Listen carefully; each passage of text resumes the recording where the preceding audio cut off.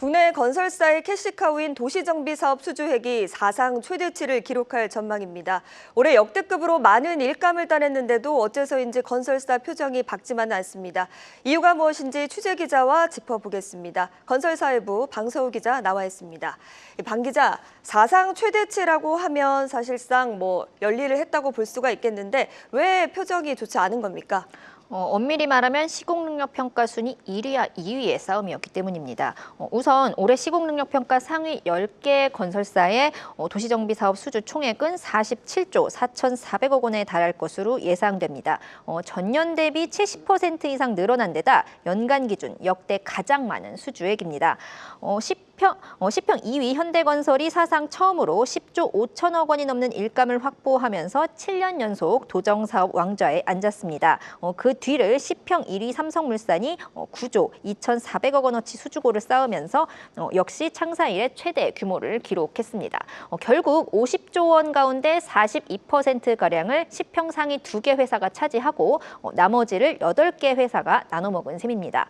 물론 SK 에코플랜트와 현대엔지니어링, 그러니까 이 10평 하위 2개사를 제외하면 전부 작년보다 수주액이 늘었습니다. 그럼에도 불구하고 업계에서는 올해가 이 도시정비 사업에서만큼은 마지막 축제일 수도 있다는 목소리가 나옵니다.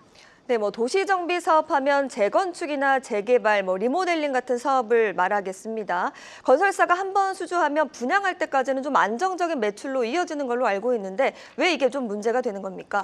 바로 그 분양할 때까지의 시차 때문입니다. 가뜩이나 이제 공사비 인상 등으로 사업 기간이 늘어나고 있는 가운데 연이은 부동산 규제로 업황이 더욱 나빠질 전망입니다. 실제로 627 대출 규제로 이주비 대출이 막히거나 한도가 대폭 축소됐고 또 11호 대책으로는 서울 전역이 투기과열지구로 묶이면서 조합원 지위 양도가 제한됐습니다. 내 집 마련 수요가 꾸준하고 이 사업성이 우수한 서울의 경우 대부분이 정비사업 물량이기 때문에 이런 식으로 좀 강도 높은 규제가 가해지면 건설사들의 비용은 늘고 수익성은 악화되면서 사실상 서울에서 주택사업을 영위하기가 어려워집니다. 벌써부터 예전 같았으면 수주 경쟁이 붙었을 사업지에서 지금 수의계약으로 일감을 따낸 건설사들이 적지 않고요. 이에 따라 내년에도 압구정이나 성수, 여의도 같은 좀 일부 대역급 사업지 외에는 건설사들이 수주 활동을 좀 소극적으로 임할 가능성이 높아졌습니다. 아예 좀 탈주택을 시도하는 움직임도 포착됩니다. SK 에코플랜트의 경우 반도체 종합 서비스 기업으로 체질 개선을 선포하면서 올해 도시정비 사업은 1조 원도 하지 못했습니다. 또 이제 도정킹이라고 불리는 현대건설마저도 지금 자회사 현대엔지니어링이 국내 수주를 중단한 데다 지금 또 원전 기업으로의 변신을 도모하고 있는 만큼 좀 도시정비 50조라는 숫자는 앞으로는 보기 어려울 전망입니다. 네, 이런 가운데 정부가 한국토지주택공사, 즉 LH 직접 시행을 비롯한 공공주도의 주택 공급을 좀 약속을 했습니다. 오히려 민간이 주도하는 것보다는 조금 안정적인 일감이 늘어날 것 같다 이런 생각이 드는데 어떻습니까? 그 정작 LH가 현재로서는 조금 신속한 주택 공급을 약속하기 어려운 상황입니다.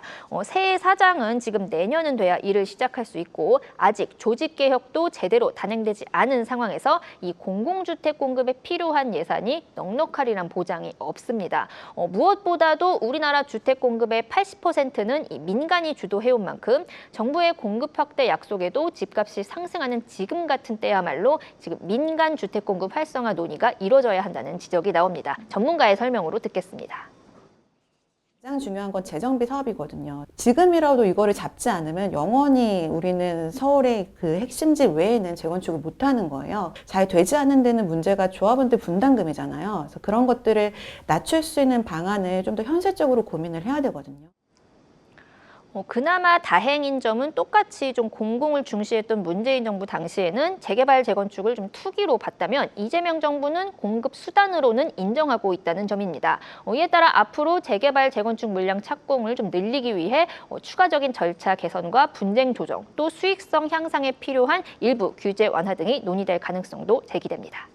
네, 잘 들었습니다. 건설사회부 방서우 기자였습니다.